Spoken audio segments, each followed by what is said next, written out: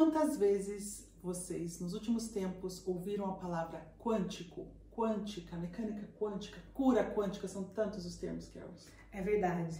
Se a gente for ver, parece que de alguma forma está no inconsciente coletivo e vai descendo para o campo aqui do nosso mental, e a gente vai recebendo cada vez mais essa informação, cada vez mais esse termo fica presente na nossa vida.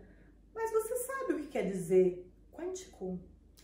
Nós traremos hoje no vídeo um pouquinho mais de informação sobre esse tópico e o principal, pessoal, que ele é a base que vai estar permitindo a conexão da ciência e da espiritualidade. Então, vem com a gente!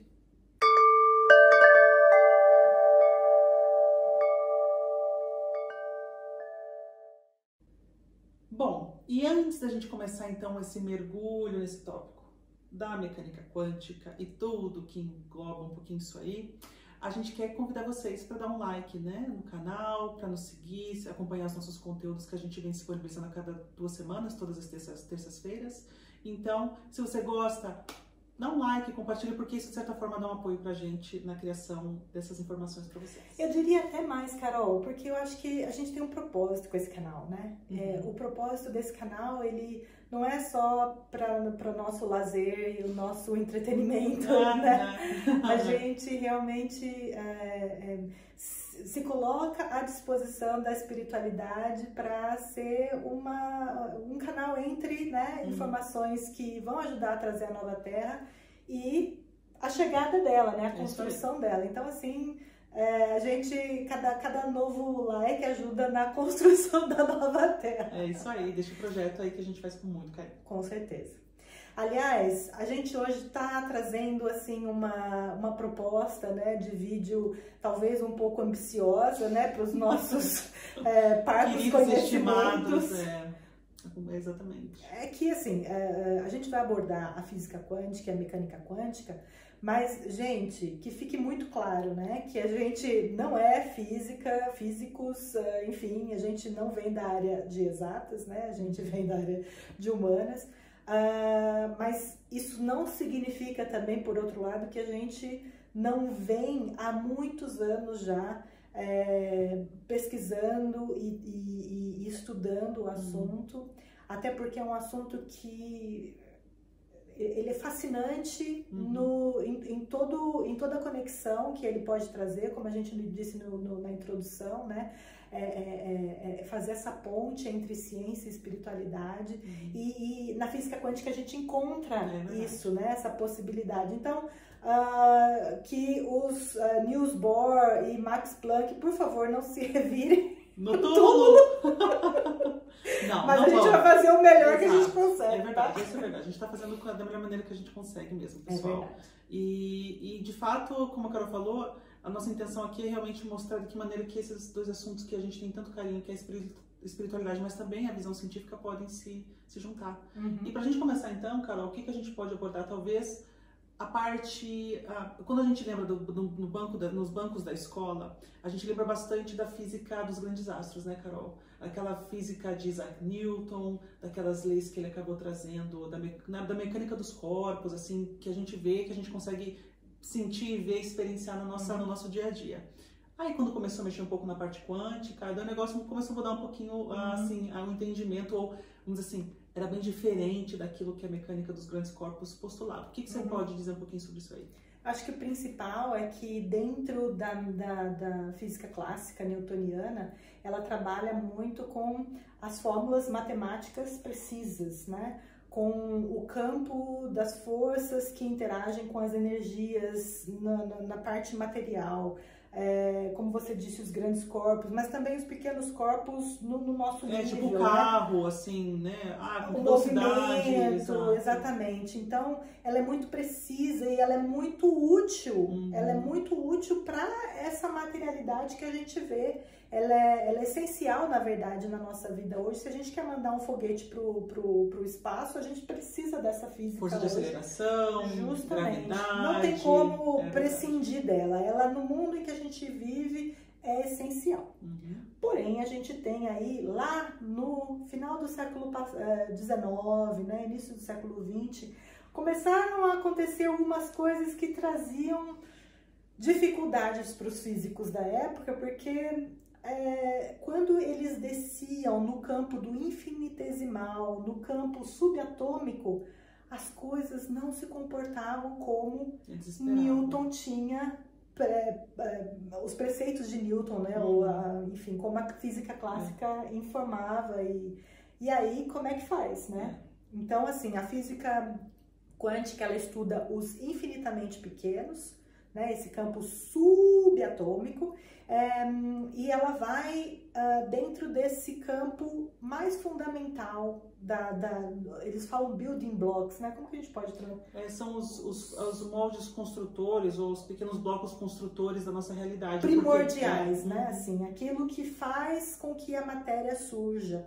Então eles vão indo mais a fundo. A gente talvez na escola tenha aprendido que né, o átomo era o menor, né? E aí a gente descobre que tem lá o elétron, e aí vai dentro do elétron e descobre que tem quark, e aí vai dentro e descobre... Enfim, a coisa hoje caminha muito, chega até na teoria das cordas, né? No campo de Planck, mas a gente não vai entrar tanto em detalhe assim, é mais ou menos isso, né? Tão conhecedoras nesse nível ainda não chegamos. Não!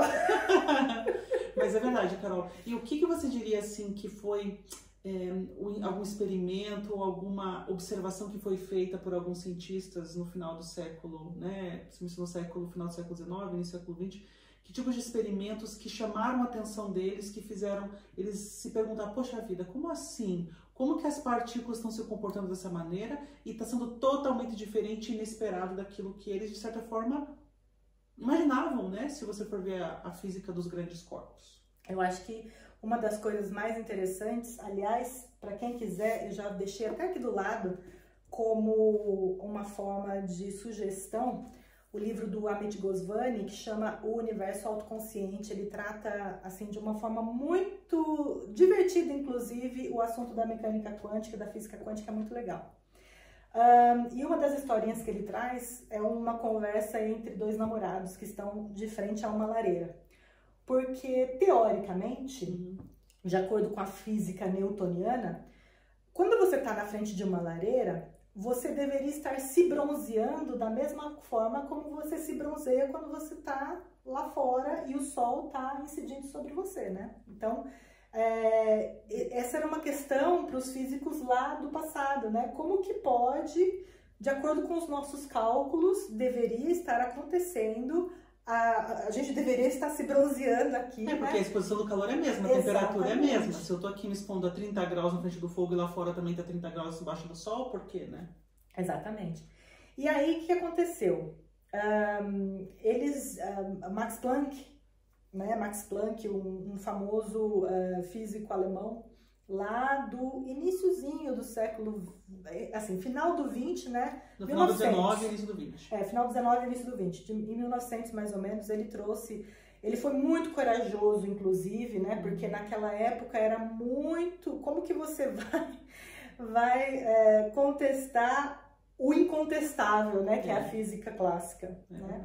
E ele trouxe algumas informações, porque ele fez, então, dentro lá do espectro das frequências, se a gente for pensar em frequência, a gente tem, então, as cores do arco-íris que a gente fala, né? Então, a gente tem, o nosso olho, por exemplo, ele é capaz de captar um espectro né, de cores, que vai desde do vermelho até lá o roxo. E antes do vermelho está o infravermelho, né, que a gente não consegue enxergar com os olhos, e depois do roxo está o ultravioleta, que a gente não consegue também enxergar com os nossos olhos. O que diferencia as cores? É justamente a vibração da onda, né? A onda que vibra na cor vermelha, no infravermelho, ela é bem mais lenta, ela é mais, como é que fala? Porque é como se os vales das ondas, o comprimento da onda ele é maior, né? Então, o vale... baixa frequência. Exato, isso, é baixa frequência. E no caso da onda ultravioleta, é bem mais rápido, né? Então, uma é assim e a outra é... O comprimento da onda é muito assim, menor, muito menor. É uma alta frequência de vibração, né? Então, no caso, ele percebendo isso, e aí o ultravioleta que faz com que haja, né, sei lá, não só física, o bronzeamento da pele, né? É verdade. Por isso que quando você vai comprar um protetor solar, você tem UV 30, ou sei lá o que. Né? Justo. E aí ele descobriu que esses elétrons de energia, eles absorvem ou emitem energias não de forma igual. Eles absorvem ou emitem energias em quantidades específicas, e ele chamou isso de quanta. Né? Então, assim, é por isso que a luz que está assim, sendo emitida da lareira, ela não tem tanta energia, ela não tem uma frequência tão alta que faça com que haja uma emissão de raios ultravioleta. Já o Sol, ele tem uma frequência mais alta, então as quantas, talvez, de energia sejam maiores lá dentro. Então, daí que ele cunhou da palavra quantum, né, que significa quantidade, todos esses, né, quântico, quantum, enfim. Vem daí então o termo. Quanta, e aí daí vem o termo. Aliás, um parênteses para a gente só fazer uma diferenciação, porque algumas pessoas falam física quântica, outras pessoas falam mecânica quântica, né? E aí a gente só esclarece que dentro daquilo que a gente conseguiu pesquisar, a física quântica, ela está mais ligada à parte teórica da física, né? E a mecânica quântica, então, seria quando já existe postulados matemáticos ou equações matemáticas que comprovem ou que tenham o interesse de comprovar determinado fenômeno, ou seja, mais prática. Talvez seja essa mais a diferença entre teoria e prática. Né? Várias vezes a gente ouve, às vezes, física quântica, outras vezes mecânica quântica, às vezes não fica muito claro, né? Para o leigo, para o nosso nível... Tanto faz. É verdade. Tanto faz, né? Verdade. Agora, pro cara que é realmente da área, aí ele tem que fazer essa diferenciação. Mas pra gente, tanto faz mecânica quântica, física quântica, é a mesma coisa.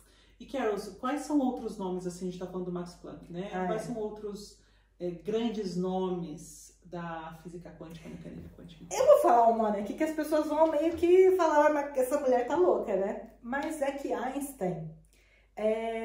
muita gente conhece, obviamente, Einstein pela teoria da relatividade. Exatamente, né? Exatamente. Energia igual a EmC ao quadrado, certo? Energia igual a matéria, velocidade de luz ao quadrado. Exato. E aí, só que assim, ele, na época que ele postulou isso, que ele fez essa equação, não tinha como comprovar, né, a equação dele. Então, ela foi comprovada só muitos e muitos anos depois.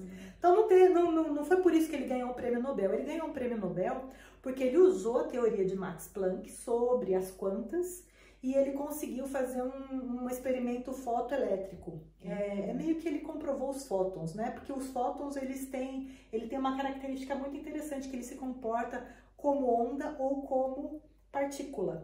É legal falar que os fótons são partículas de luz, tá, gente? São pacotinhos de luz, pra quem não sabe. Justamente, esse é o ponto, né? Eles são pacotinhos de luz, são esse quantas de luz que tem, né, dentro dos elétrons ali, ou enfim. E aí, eles podem se comportar como ambos, né? E a gente vai falar muito de onda e partícula aqui, então já fica guardadinho esse termo aí na cabecinha de vocês. Mas essa é uma curiosidade, né? Porque o Einstein...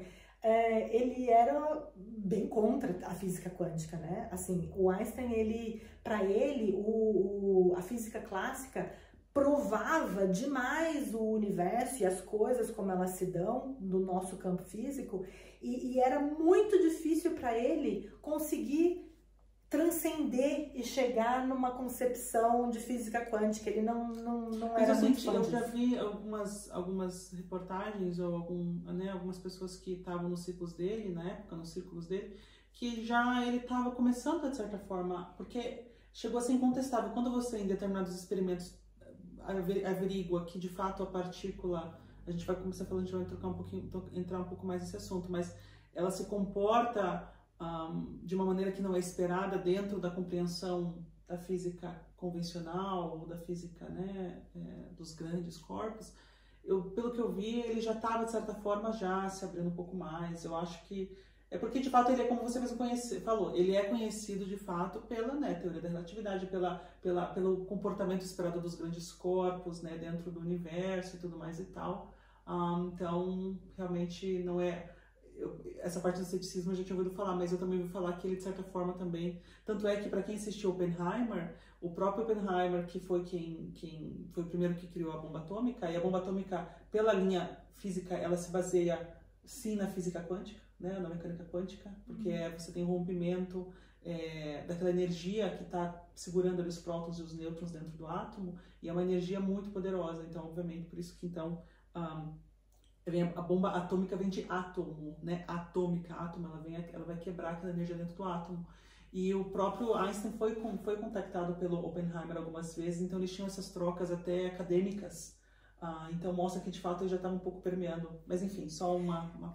Eu assim, acho que talvez seja como o Jung, né? Talvez no final da vida meio que estava já assim, querendo se abrir, mas ao mesmo tempo existe um certo receio no meio científico, né, dos próprios cientistas de se verem, de se acharem que os outros vão taxar, né? Enfim, a gente sabe como é que são as coisas, né? Aquelas pessoas que se dizem espiritualistas ou espíritas, felizmente no Brasil acho que nem é tanto assim, mas um pouco ainda, são sempre vistas por aqueles mais racionais, com um certo... Exato, né? Enfim, talvez, não sei. Bom, mas aí veio o Niels Bohr, que também é um baita de um cientista da época. Nossa, e que contribuiu demais para a física quântica. E é dele, por exemplo, um questionamento de algo que a gente conhece desde a escola, né? Que é aquela imagem do átomo, né? Que a gente tem do núcleozinho, que parece um sistema solar. Uma constelação, um sistema solar, exatamente. O núcleozinho com o elétron e o próton girando em torno dele, né? Que tem aquela imagem assim que todo mundo conhece. Só que ele trouxe uma informação de explodir a mente das pessoas, porque ele disse que o elétron, ele não circunda o átomo. Ele diz que o elétron sai de uma órbita e vai para outra órbita. E ele chamou isso de salto quântico, né? Que ele não faz uma trajetória, ele simplesmente está aqui o núcleo, tem um elétron aqui em volta. No tradicional ele está fazendo assim, né? No Niels Bohr, ele está aqui e ele aparece aqui. Não tem essa trajetória, tá? Ele está aqui, aparece aqui, aparece aqui. Esse pluft vai dar meme, tá, Carol? Se prepara. Se a gente já tivesse, né?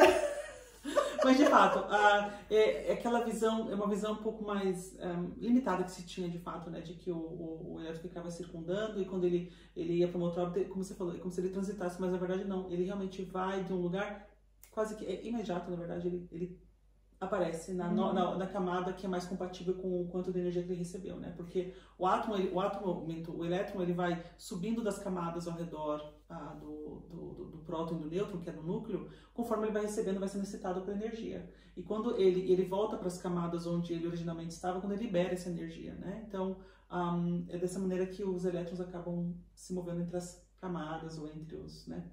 E tinha-se uma ideia de que ia chegar um momento em que o elétron ia acabar se fundindo ou se batendo no núcleo, né? E isso ele prova também que não acontece. Então, são coisas muito interessantes, né? Para quem gosta do assunto. E uma outra questão, né? Porque aonde está o elétron nesse momento? Por mais instantâneo que seja, ele sai daqui e aparece aqui. É como se ele teletransportasse, na verdade. E aí muitos usam também a questão da não localidade, a gente vai falar um pouquinho sobre isso, para explicar aonde está esse elétron enquanto ele não está, né, ali onde ele deveria estar. Bom, aí a gente tem um cara que tem um nome muito alemão, né, então não é todo mundo que consegue falar o nome dele. Sim. O cara do gato. O Schrödinger. O Schrödinger, ele tem um experimento que aliás, se você é fã de Dark, eu sou super fã de Dark. Você da série não, da série de Netflix, não. É muito Dark pra mim. O quê? Não é? É zero Dark. É? Tá bom. Gente, é fantástico. E aí no final, né, no último, não vou dar spoiler, mas na última temporada eles fazem não só uma explicação bem grande do experimento do gato, mas eles fazem também uma conexão, né? Com a história e o experimento do gato. Então, dentro das dicas aí de assistir que a gente vai dar hoje, fica aí a série Dark do Netflix. E o experimento do gato, ele é muito louco, porque, na verdade, não foi feito o experimento do gato, tá? Protetores dos animais, fiquem tranquilos, não tem como fazer o experimento. Mas ele teorizou da seguinte maneira, usando as fórmulas que a física quântica, né, a mecânica quântica trazia, ele teorizou uma situação em que existe uma caixa, onde dentro dela é colocado um gato, obviamente, vivo, um negocinho de veneno, um interruptorzinho, um martelinho, enfim, né? E aí, o negocinho de veneno lá, ele é radioativo, né? Sei lá. O martelinho, ele pode acontecer um negócio com o fóton que vai bater ali no martelinho e fazer com que ele quebre o recipiente onde está esse veneno, esse negócio radioativo. E se isso acontecer, o gato morre, porque não tem como o gato sobreviver com aquela potência de radiação ou de veneno ali dentro da caixa. Mas pode acontecer desse fóton não bater no lugar onde está o martelinho, ou seja, o martelinho não cai, não quebra a caixa e o gato está vivo. Ou seja, ele traz esse paradoxo, né? Que enquanto a gente não abre a caixa para ver, a gente não sabe se o gato está vivo ou se o gato está morto. Então, ao mesmo tempo, o gato está vivo e o gato está morto. Para quem mergulha, veja, a gente está aqui dando uma introdução básica do básico do básico. Para quem se interessa, a gente tem N vídeos, explicações no YouTube, experimento do gato, Schrödinger, né? A gente vai falar de outros experimentos como da dupla fenda. Pessoal, mergulhe, porque é tão interessante, porque é um mundo tão estranho, mas é um estranho bonito, um estranho legal, um estranho que abre infinitas possibilidades pra gente. Eu acho que é um estranho que daqui a pouco a gente, quando começar a fazer as conexões, não vai ficar tão estranho assim. Aí fica fascinante, aí fica maravilhoso, né?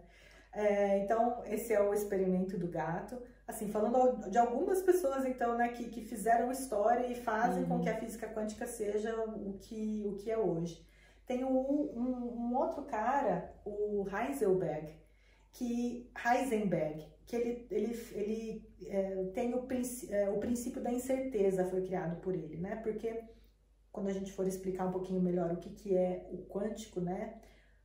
Mas já falando, o quântico é o mundo das possibilidades, né? E enquanto a pessoa não observa, a gente já vai falar do dupla fenda, enquanto a pessoa não observa, não tem como a gente saber como que era, quais são as possibilidades. A hora que você vai medir para saber como que a coisa você já colapsou, enfim, a gente vai explicar. Eu acho que talvez para falar assim, é como se o Heisenberg, ele mostra, ou ele propõe que quando tem alguma informação, alguma manifestação dentro do plano aqui nosso físico-material, em que a gente ainda não observou aquilo acontecer, ou a maneira como aquela matéria, aquela partícula vai se comportar, não há como você dizer especificamente de que maneira que a partícula está. Então, por exemplo, até dentro do que a gente está falando do átomo, Carol, os elétrons, quando eles estão ao redor do núcleo, não dá para dizer aonde de fato o elétron está naquele momento. Você tem um cálculo que vai predizer com maior probabilidade onde o elétron pode estar. Mas quanto mais, vamos dizer assim, quanto mais específico as pessoas querem ser, assim, quanto mais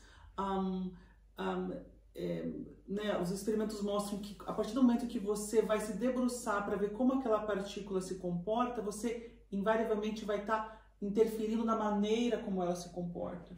Então, acho que essa que é o princípio da incerteza, enquanto não existe, dentro do mundo dos pequenos, né, o mundo do subatômico que você mencionou, enquanto não existe essa medição para mostrar como que as partículas estão se comportando, existe um campo de infinitas possibilidades de probabilidades Tem que pular para dupla fenda. Vamos já, pular? porque dupla fenda... Mas tem um nome que é um nome muito famoso, Carol, que fala do termo de dupla fenda. Que é o nome que eu tenho até dificuldade de falar. Que fez o experimento no início de 1900. O De Broglie? Isso. De Broglie. Louise De Broglie. Isso. O que você pode falar dele? Então, eu não falo muito dele eu não falo nada, eu falo da dupla fenda. Então, tá bom, mas tudo bem. Uhum. O De Broglie, ele foi um dos caras que utilizou o experimento da dupla fenda, que já tinha sido feito no passado, mas ele utilizou com as equações da física quântica para tentar, então, enfim, para chegar no que ele chegou, que é uma coisa muito louca. Vamos imaginar uma situação, tá, gente? Vamos usar agora que toda a nossa começa capacidade de agora imaginação. que começa a ficar interessante. A gente, né? A gente tá aqui no nosso mundo físico, tá? Uhum. E a gente pega um bolo, assim, de bolinha de gude. Um monte de bolinha de gude. A gente pega um canhãozinho aqui, ó. E lá na frente tem uma parede com duas fendazinhas, assim, né? Que seja uma primeiro, vai? Uma fendazinha aqui na parede. Uma fendazinha. E lá atrás tem uma outra parede normal. E eu vou com o meu canhão aqui. Jogando várias bolinhas de gude. Jogando a bolinha de gude. Bom, várias bolinhas de gude de uma vez, né? Vamos jogar várias bolinhas de gude de uma vez. Várias bolinhas. O que acontece? Algumas bolinhas batem na parede, algumas bolinhas entram na fenda, algumas bolinhas batem no chão e assim vai indo. No final, quando a gente vai olhar lá do outro lado, a parede do outro lado, né? Aqui tinha uma fenda, a parede do outro lado, a gente vê um risco na parede.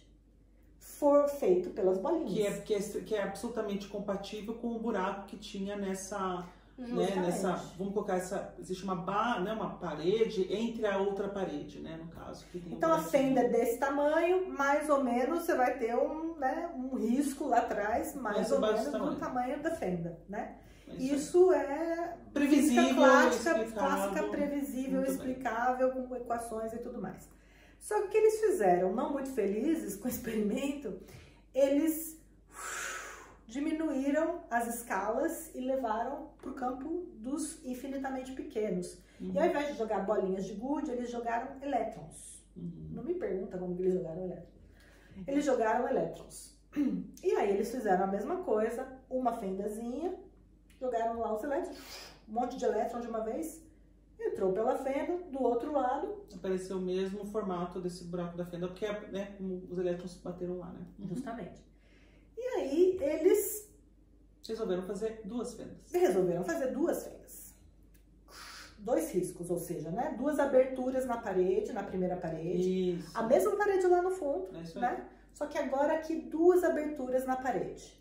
Mesmo canhãozinho lá, não mesmo, né? Porque agora a gente está no infinitamente pequeno. Mas aí eles começaram a jogar vários elétrons ao mesmo tempo. É importante falar que a expectativa dentro da física convencional era de que lá na segunda parede aparecesse dois, vamos dizer assim... dois riscos de novo, riscos, né? novamente, que marcassem de fato... Exatamente como foi da bolinha, ou seja, que marcassem a entrada da bolinha pela fenda e bater na parede lá atrás, né? Ou seja, as duas marcas lá atrás. O que acontece é o seguinte, não foi isso que aconteceu. E eles jogaram várias ao mesmo tempo, né? Então jogaram vários elétrons ao mesmo tempo.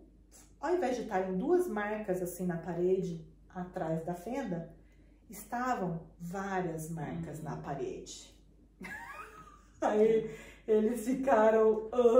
O que mostra que, aparentemente, quando as partículas elas estavam interferindo umas nas outras, porque na verdade elas se comportaram eles acharam que era isso que estava acontecendo, né? Se comportaram como se ondas fossem. Porque as ondas é como se você jogasse várias pedras no mar, certo? Num rio. Não tem aquelas ondinhas que fazem uma encontra a outra e vai juntando uma outra com a outra. Então você tem várias ondinhas que vai se formando e de fato foi isso que foi percebido nessa segunda parede. Aí a crista da onda, né? Esse topo da onda, a hora que ele bate na parede, então é onde que marca, né? Isso aí. Onde que faz a marca. É isso aí. Ou seja, eles falaram, mas que onda é essa? Da onde que tá vindo essa onda, né? Sendo que na visão deles da época a gente tá jogando partícula. Então como pode uma partícula se comportando como onda, né?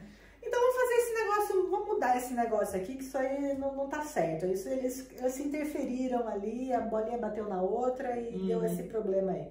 Vamos resolver isso aí. Vamos jogar uma por uma. Uma por vez. Uma de cada vez. Então, ó, o negocinho lá, uma por uma, elétron. Um por um. Flup, flup, flup, flup. E jogando. E você vai dar um meme também, tá? E elétron indo pra parede, elétron indo pra parede. Aí eles vão lá olhar do outro lado o que aconteceu, né? Mesma coisa.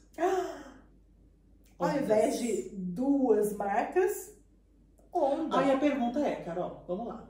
Porque como é possível que uma partícula individualizada, ela deveria passar por uma fenda ou pela outra fenda, certo? Então, como pode esse elétron, esse fóton, enfim, que foi jogado individualmente um depois do outro, de alguma maneira se comportar como onda? Como é possível, sendo que eu estava jogando partículazinhas? Era para estar aparecendo um lado, para ter passado por uma fenda ou pela outra. Gente, a nossa mente, né, dentro do que a gente aprende de física, também é difícil conceber outra coisa, né? Mas aí eles estavam assim também, embasbacados. Então eles fizeram o seguinte, vamos medir esse negócio. Vamos colocar ali uma medição bem aonde que entra o elétron na fenda, porque a gente quer saber se ele vai entrar pela fenda alfa. Posso fazer um comentáriozinho, Carols? Porque uma das coisas que mais deixaram na época os cientistas assim, coçando literalmente a cabeça, o fato é que eles estavam jogando individualmente partículas, certo? Então, a única explicação plausível, ou não é nem plausível, mas que poderia se dar, era que as duas partículas se dividiam, passavam ao mesmo tempo pelas duas fendas e depois elas, sei lá, voltava como onda e se comportava, e aparecia aquelas diversas listras lá atrás naquela segunda parede. Por isso, justamente como você falou, eles quiseram colocar um equipamento que medisse, que visualizasse como que a partícula, ou essa partícula passava naquelas duas fendas, né? A intenção deles era tentar ver, naquele momento em que elas estão passando pela fenda, como que essa partícula está se comportando, para poder explicar de fato como é possível, né? Não sei nem se o uso da palavra partícula é bom, né? Porque a gente percebe que, na verdade não ela está, né, se comportando como onda. Mas o que é interessante, Carol, quando eles colocaram o equipamento, o que aconteceu? Isso é o que é muito louco, gente. É como se essas bichinhas tivessem tudo consciência. Elas soubessem. Elas começaram a se comportar como partícula.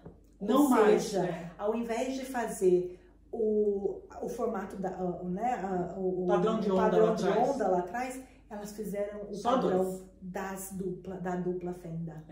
Como é possível, gente? Vamos lá. Como é possível que as marditas sabiam e mudou o comportamento delas? Isso é o que é curioso. A observação, o equipamento medidor mudou o comportamento delas. Sem a medição, elas vão se comportar como onda, uma vai interagir com a outra, né? Enfim, se comporta literalmente como onda, você consegue observar aquele padrão lá atrás na parede. Quando tem observador, se comporta como partícula. E aí ficam algumas questões, né? Eu acho que a questão que fica mais premente, pelo menos para mim, é quem que causa isso? Será que é o observador que causa isso? Ou é a partícula que, assim, não é isso que eu quero dizer. O observador que faz com que seja agora partícula e antes ele não estava observando, então era onda? Ou é a partícula que reconhece que está sendo observada, que então agora se comporta como partícula ou se comporta como onda? É um negócio que, quanto mais você pensa, você fala, meu Senhor Jesus. É meio complicado, mas a gente vai já dar os porquês da gente estar falando. Mas agora a questão é a seguinte, gente, olha lá. A gente estava falando há uns minutos atrás sobre os pequenos blocos que constroem nossa realidade. O fato é o seguinte, isso é fato inquestionável. Esses pequenos blocos, essas pequenas partículas, literalmente é o que constrói aquilo que a gente está vendo. Porque quando você vai, a gente está aqui no sofá, quando a gente vai ver aqui o tecido e vai pegando um microscópio elétrico, e a gente vai vendo depois as formações das moléculas, e depois os átomos, e depois vai indo, São esses tipos de partícula que a gente está falando. É nesse nível que a gente está falando. O fato é o seguinte, isso é o que constrói a nossa realidade. Então, não tem como a gente falar, essa é a nossa realidade aqui no nosso mundo material e aquilo lá, a física, a mecânica quântica é uma outra coisa. A gente está falando da nossa realidade como a gente percebe. E a gente vai agora mergulhar um pouquinho mais, Carol, e falar que tipo de traçado, que tipo de ponte, que tipo de análise que pode se fazer com os postulados que os cientistas desenvolveram quando se debruçaram sobre a mecânica quântica. Eu acho que uma das coisas mais importantes para se falar, até porque faz parte da questão, né, de uma dos resultados que se chega depois de fazer um experimento da dupla fenda, é o papel do observador, ou seja, né, do medidor, ou enfim. E o termo que a gente já usou aqui hoje, que a gente usa muito nesse contexto, que é o colapsar a função de onda. E a palavra colapsar aqui, gente, não tem o sentido de destruição, né? Ela realmente tem o sentido de trazer para a realidade, de fazer com que se torne palpável, real, né? Então você colapsa na realidade as opções. São inúmeras opções, você colapsa em uma.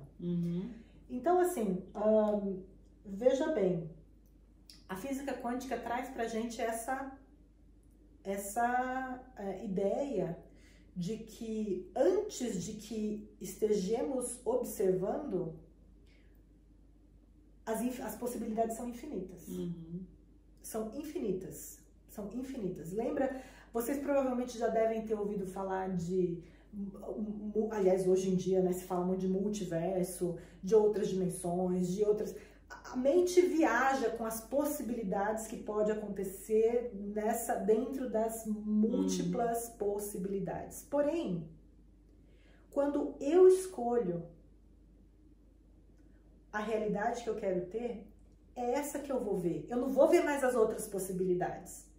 Se eu escolho estar triste, por exemplo, numa situação, eu não estou ao mesmo tempo triste, alegre, feliz, contente, a não ser que eu seja bipolar, mas aí não é ao mesmo tempo. Que a gente já vai falar da superposição, que é uma outra característica da física quântica. Então, eu colapso essa realidade dentre as múltiplas possibilidades. Então, veja a importância das nossas escolhas, a importância da gente fazer escolhas de forma consciente, né? Com certeza. Porque, de fato, aquilo que a gente falou, né, Carol? A realidade é uma só, a gente experiencia é uma lei que rege tudo, né, que rege absolutamente como a gente experiencia a realidade. Então, como ficou absolutamente demonstrado que qualquer pessoa ou o chamado observador, ele vai interferir na maneira como a micropartícula ou o mundo quântico se comporta, o fato é que nós somos observadores, nós estamos no papel de observador a cada segundo de nossa vida. Seja a gente, né, no nosso dia a dia, no nosso trabalho, a gente com a família, a gente sozinho no nosso quarto, enfim, não importa. A gente está constantemente no papel de observador. Então, a cada momento que a gente está aqui na nossa realidade, é como que infinitas ondas estivessem se colapsando ao mesmo tempo e a gente que está criando a nossa realidade com a nossa observação.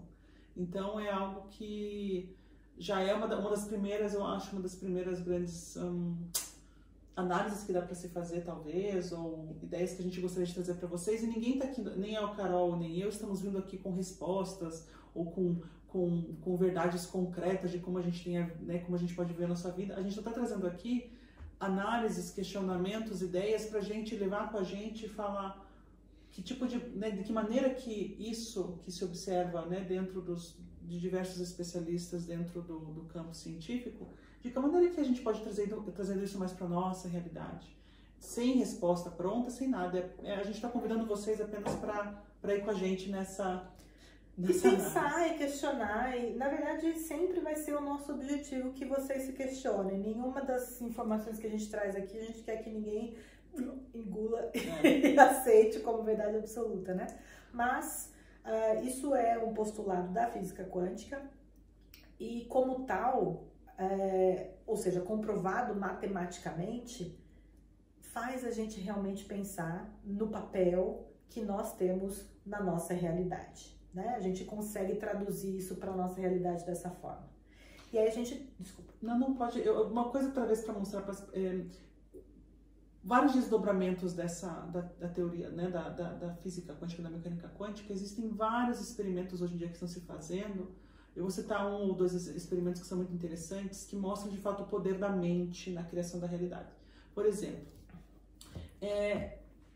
pegaram-se 2 grupos de pessoas e falaram para um grupo de pessoas era um grupo normal, de pessoas assim que não tinham, de certa forma, prática de meditação, por exemplo, que não tinham prática de exercícios da mente com frequência. Outro grupo de pessoas eram pessoas de meditadores frequentes, e o terceiro grupo que foi usado também é um grupo que basicamente um computador, né, que eles chamam de controle, eu acho, dentro da terminologia científica. Eles usam o chamado controle, que eles pedem para o computador executar a mesma tarefa que é dada para o grupo de pessoas e ver como que vai ser o comportamento do computador, porque, estatisticamente falando, aquilo que é observado do computador é a média, e eles querem observar como que as pessoas vão estar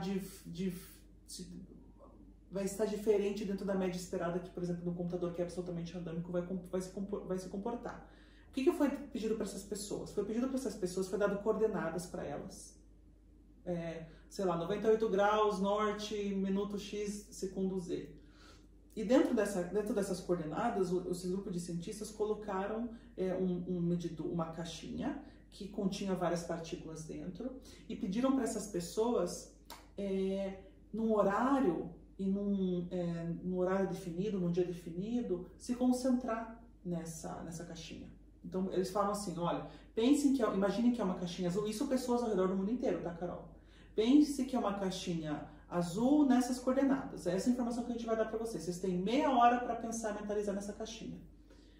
E os cientistas observaram como as partículas se comportavam. Quais eram as alterações delas, né? Tipo, diferentes medições foram feitas com essas partículas. E isso num período de tempo bem alongado. Foram vários dias de análise que eles fizeram. Então, o computador, que é vamos dizer assim, dentro da linguagem científica, como eu falei, o comportamento médio, sei lá, observou o movimento X das partículas nessa caixinha. O grupo de pessoas não meditadores observou X mais 3, ou seja, as partículas, elas tiveram uma alteração no comportamento esperado delas. Então, de alguma maneira, pessoas ao redor do mundo, sem qualquer tipo de treinamento mental, alteravam a maneira como as partículas se comportavam naquela caixinha. Mas estava sendo colocado alguma intenção para a caixinha? Não, Carol. Só falaram para eles mentalizar a caixinha azul nas coordenadas. E o mais curioso, Carol, o terceiro grupo, que era era o grupo dos meditadores, a alteração das partículas foi muito maior mesmo. Dentro da linha probabilística de estatística, não tem nem como você dizer, puxa, é esperado que exista uma variação de 1, 2%, a variação foi muito maior. Então, esse é um dos exemplos que foi feito um estudo há poucos anos, que justamente verificou isso aí. Isso mostra, de alguma maneira, que a gente vai falar um pouquinho da não localidade, também das partículas, mas isso mostra o quanto, de alguma maneira, a mente humana, ela impacta no comportamento de partículas em que elas não têm acesso. Eles estão remotamente ao redor do mundo inteiro, só mentalizando naqueles 30 minutos, naquela caixa azul, naquelas coordenadas. Pode ser que a caixa esteja, sei lá no México, e estão pessoas ao redor do mundo inteiro. E isso faz a gente pensar um pouquinho, de fato, como que nós, de alguma maneira, a mente tem esse poder, o observador, a mente, a consciência, o nome que a gente quer dar, não importa o nome que a gente quer dar. O fato é que nós temos esse poder de interferência, de definição de como o mundo... Escolha. De como a realidade da matéria se manifesta.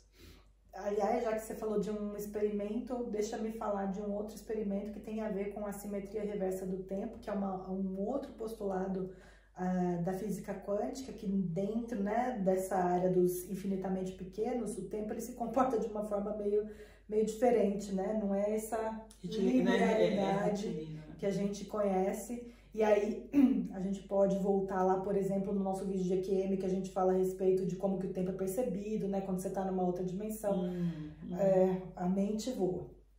E aí eles fizeram também um experimento com... Como é que chama aquele 1 e 0? Código? Não. Você está falando tipo de programação, né? Com zeros binário, e uns, códigos binários, né? Eles fizeram a gravação de zeros e uns, né? Em sequências aleatórias, numa caixinha. Eles fizeram a gravação separado, sem que ninguém estivesse observando. Um computador fez a gravação. Eles colocaram num cofre. Eles chamaram as pessoas que iam participar do experimento, e aí eles entregam a caixinha já gravada para as pessoas e falam, faz T mais 1 nessa, faz T mais 0 nessa. Tipo, para você faz T mais 1, para você faz T mais 0. Então as pessoas vão para casa, levam as caixinhas e ficam lá meditando, né, mentalizando que essa caixinha vai ter mais número 1 e o outro, essa gravação vai ter mais números zeros. E aí eles levam para o laboratório e vão ver a gravação. E efetivamente, a gravação de T mais 1 tinha mais 1 e a gravação de T mais 0 tinha mais 0. E eles chegam a conclusões que são pra gente, às vezes, meio absurdas, né? Mas como pode depois da gravação, né, Carol? Depois da gravação as pessoas alterarem o resultado. Então quer dizer que o tempo de fato, ele é relativo. É como se a pessoa tivesse acesso ou tivesse condição de interferir naquilo que está sendo feito lá atrás, que lembra do observador, é ele que transforma a realidade. Não fazia ideia disso, né? Então essa pesquisa ela é muito, muito legal, tem, né, várias pesquisas interessantes, mas essa é uma para falar. Que legal. Acho que outra coisa, talvez uma das características da física quântica mais interessantes depois da dualidade partícula-onda, é o entrelaçamento, que é o que o Einstein chamou de spooky, eu não lembro agora, que é o efeito assustador da física quântica, né? Porque o entrelaçamento, ele fala o seguinte, que você pega dois elétrons, aproxima eles, então eles estão ali, né, eles viram familiares, vamos dizer assim, e aí você leva cada um para um lado. Você pode levar para o outro lado, sei lá, 10 mil quilômetros de distância. Universo. E a hora que você mexe no spin de um, o spin do outro mexe instantaneamente. Não é na velocidade da luz, não é muito rápido, não é instantaneamente. Eu sei que é difícil para a gente entender instantaneamente, mas só para você ter uma ideia do que significa isso, no nosso mundo físico, na fisicalidade nossa, a maior velocidade que é possível ter é a velocidade da luz. Isso 360 mil quilômetros por hora. Eu não seria tão louca de falar o número. Por segundo? Você vê que a pessoa sabe, né? 360 mil quilômetros por segundo, eu acho. Enfim, é isso aí, né? A velocidade máxima que se pode atingir. E se eu falar errado, nosso... Ela que quis falar. A velocidade máxima que pode atingir dentro da nossa fisicalidade aqui, vamos dizer assim. E o entrelaçamento faz com que haja algo que acontece fora da velocidade possível dentro do nosso universo. O que é isso em primeiro plano, né? Assim, entra de novo na questão da não localidade, e vamos fazer já um link aqui com a não localidade, que seria o local, então, dentro da nossa dimensão, daqui do conhecido, né, da onde a física newtoniana funciona. A não localidade é fora do Newton. Então, na física já não está sendo mais regido pelas leis da física clássica. Ou seja, pode ser que esteja num lugar, é uma coisa complicada de se falar dentro disso tudo, né? Mas, enfim, vamos pensar que seja uma outra dimensão, por exemplo. que isso está acontecendo de forma automática. E aí a gente lembra de novo aqui da questão das EQMs, por exemplo, que a pessoa relata essas comunicações que acontecem com outros seres, com os seres de luz e tal. Durante a experiência de quase morte. Exatamente, durante a experiência de quase morte, que há uma comunicação não sem sinal, né, que eles falam, sem símbolos, ou seja, não tem palavra, não tem, não é pensamento em si, né, é como se tivesse sendo feito um download de informação e download de volta de uma forma que é difícil para as pessoas explicarem, inclusive, né, mas é mais ou menos isso. E aí entra uma questãozinha. Vocês se lembram lá na escola do Big Bang? Pois é. Diz que o Big Bang foi, então, né, uma micropartícula lá, gente, né? Lembrando toda a massa atual que é vista no universo estava condensada numa partícula menor do que muito infinitamente pequena. Toda a massa, pensa, galáxia, Sol, Terra, tudo que você vê, tudo. O universo estava numa partícula menor, partícula infinitamente pequena. E aí o que acontece? Pum! Expansão. Expansão, expansão, expansão. Lembra que a gente falou aqui antes? Foram trazidos 2 elétrons que se familiarizaram e se levaram para outros lugares, e aí um responde, né, no mesmo momento, instantaneamente com o outro. Se nós todos estávamos dentro dessa partícula infinitamente pequena, todos nós aqui encarnados no planeta Terra hoje estávamos dentro, ou pelo menos os nossos átomos, se nós em consciência, né? O fato é que estamos todos entrelaçados. Estamos todos entrelaçados, gente. Lembra daquela história? E não história? só entre pessoas, hein, Carol? Entre bichinho, entre plantinha, entre tudo. Tudo. Estamos entrelaçados, até porque a gente sabe hoje, de forma muito mais clara do que no passado, que a gente é resultado de um processo evolutivo que vem do átomo, a gente entende dessa forma, né? Então, veja bem, estamos todos entrelaçados, e de novo voltando para a questão das experiências de quase morte, um dos relatos das pessoas é vivenciar a experiência de ser um com o todo. Exato. A pessoa tem essa capacidade, Carol pode falar mais do que isso, porque na experiência dela com a ayahuasca, ela teve comparação, também, né? Não tem nem comparação, acho que uma experiência de quase morte é muito infinitamente. Mas você viveu um pouco isso, né? Um pouco, sim, deu pra... Mas, de fato, assim, as escolas espiritualistas, elas, muitas delas, acho que as pessoas já ouviram falar, somos um, todos somos um, Ubuntu, né, que também é muito comum, muito famoso dentro de algumas tribos africanas, que fala do Ubuntu, que quer dizer, na verdade, somos um, todos somos um. De fato é isso, né, Carol? A gente, de alguma maneira, está entrelaçado. Quando se fala que o outro, eu não posso estar feliz se o outro está em sofrimento, entendeu? Se eu fizer o mal para o outro, eu estarei fazendo mal para mim mesmo. Mandado de Jesus, ame ao próximo como a ti mesmo. Não tem, ame a Deus acima de todas as coisas, né, e o próximo como a ti mesmo. Por quê? Porque nós somos uma coisa só. Então, assim, a física quântica, a mecânica quântica, ela está tocando na superfície da profundidade que vai infinitamente para dentro, né? Exato. É o iceberg, a pontinha do iceberg, um iceberg que é tão gigantesco do tamanho do universo, até quase. Mas é bonito de acompanhar, Carol, a perceber justamente aquilo que a gente falou no início do vídeo. A mecânica quântica, ela tá, de certa forma, ela está permitindo essa ponte com a espiritualidade, né? Sem dúvida. Uma coisa que a gente estava falando também antes até de falar o vídeo, a gente percebe, porque assim, eu e a Carol, quando a gente começa a estudar sobre espiritualidade, o nosso caminho, a Carol já está nesse caminho muito mais tempo do que eu, mas cedo ou tarde a gente recai, ou a gente cai no estudo da mecânica quântica, no estudo da dupla fenda, e no comportamento das pequenas partículas, e como isso explica também o comportamento do espírito, ou a experiência que a gente tem enquanto espírito.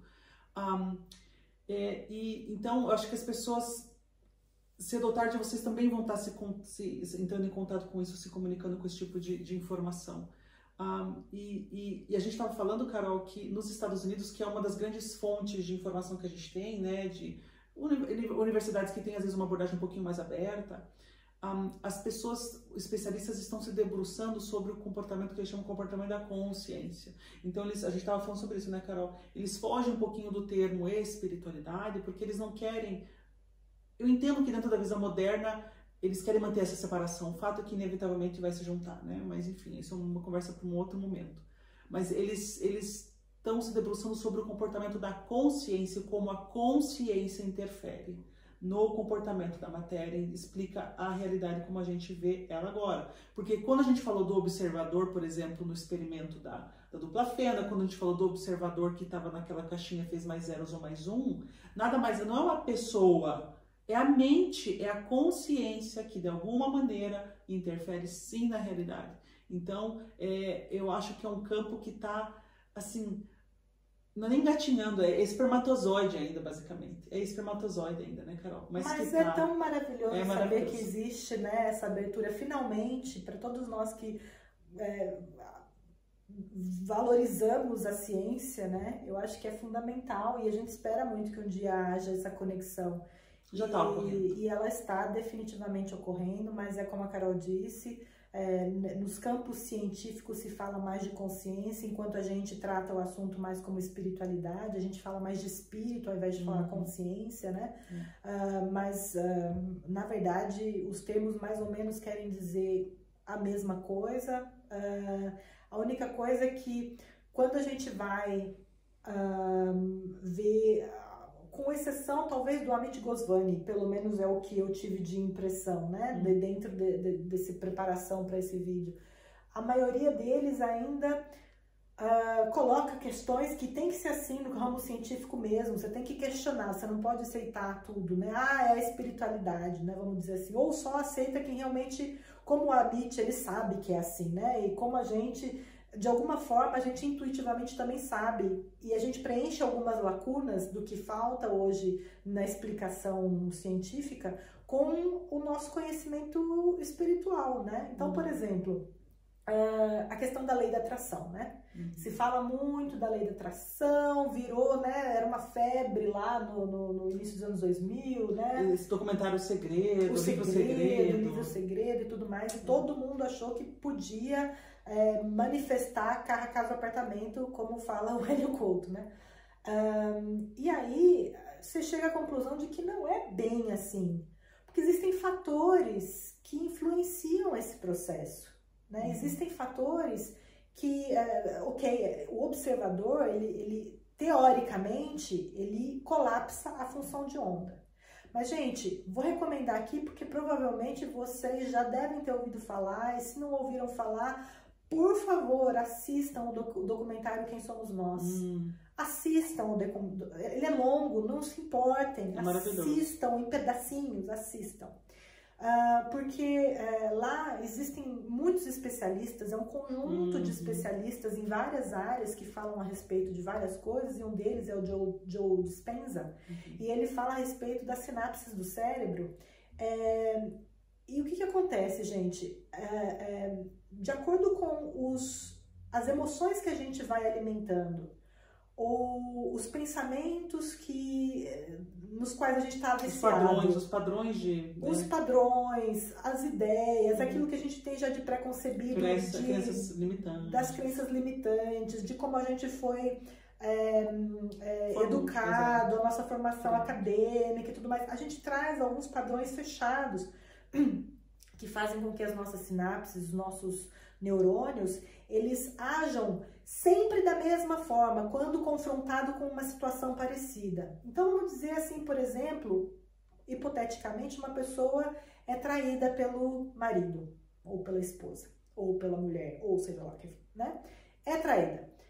Ela vai iniciar um outro relacionamento, as chances dela ter na cabeça sempre aquele medo da traição e tudo mais, se ela não trabalhou tudo isso, né, numa psicoterapia ou alguma coisa assim, são grandes, dela sempre ficar com aquele medo, mas ele tá falando com alguém no telefone, com quem que ele tá falando, ela pode criar isso pra ela, né, na verdade, é aquilo que a gente já falou num outro vídeo, né, nunca é sempre do mesmo jeito, pode acontecer assim ou assado.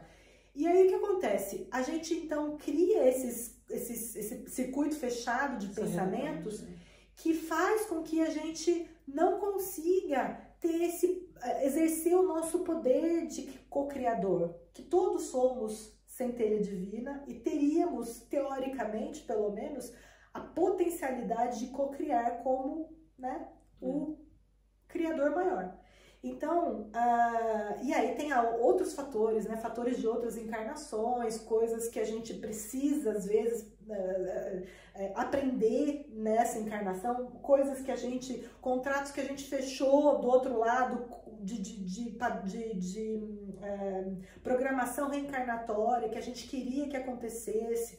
E aí acaba, então, que não permite, né, num primeiro momento, que a gente traga alguma coisa. Mas a gente sempre pode exercer o nosso livre-arbítrio, né, Carol? A gente pode, só que assim, o livre-arbítrio ele é determinado pelo livre-arbítrio utilizado, né? Então, uma vez que você utiliza o livre-arbítrio, você causa um cenário de possibilidades, né? Se eu, por exemplo, mato uma pessoa, eu causo um cenário de possibilidades para mim que vai fazer com que eu tenha que vivenciar de alguma forma, ou, né, assim como a gente imagina, lembrando que o amor cobre uma multidão de pecados, mas dentro das possibilidades, eu estou limitando as minhas possibilidades, ao passo que se eu estou vivendo em conexão com o todo, fazendo bem, criando oportunidades, sendo criativo, enfim, né? Vivendo a minha vida em plenitude, eu estou, então, abrindo o meu campo de livre-arbítrio e permitindo que eu tenha muitas escolhas. E aí, realmente, eu poderia, talvez, sair de situações